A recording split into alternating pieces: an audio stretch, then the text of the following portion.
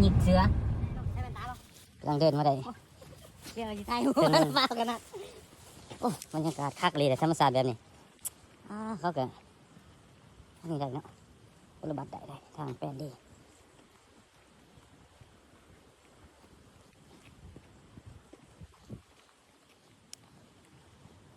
ย่างไปย่างไป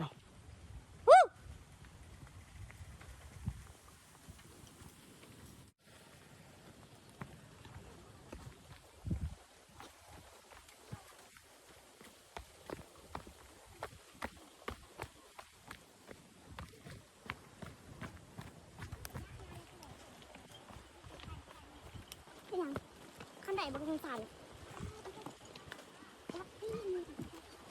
ทางลงแล้วเนาะเป็นยังไงคักวะโอ้ถือว่าทนทานอยู่นี่ถ้าเกิดว่าตอนเมื่อนี่จะสิเป็นยังไง นี่เขาทันได้นะตอนนั้นแห้งหยาอันนี้แหละหยาคูปีการ เป็นยังไง เหนื่อย ตรงนี้นี่ใช่ไหม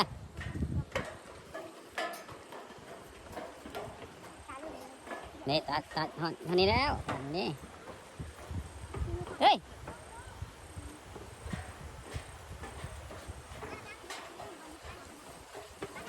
โอ้มีตัดทางลง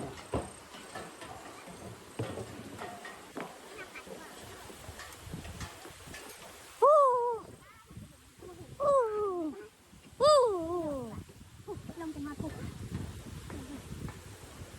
จังไงเมื่อยท่าอะไรนี่ให้เจี๊ยบเหรอให้เจี๊ยบเหรอ ไหนปะ จังไง ขาดจุดขาดเอา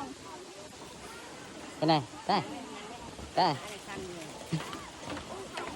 โอ้มีทนทานขนาดเนาะเอาออก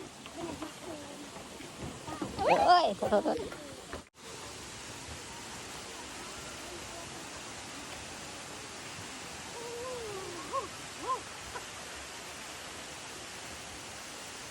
ทำไรเนาะ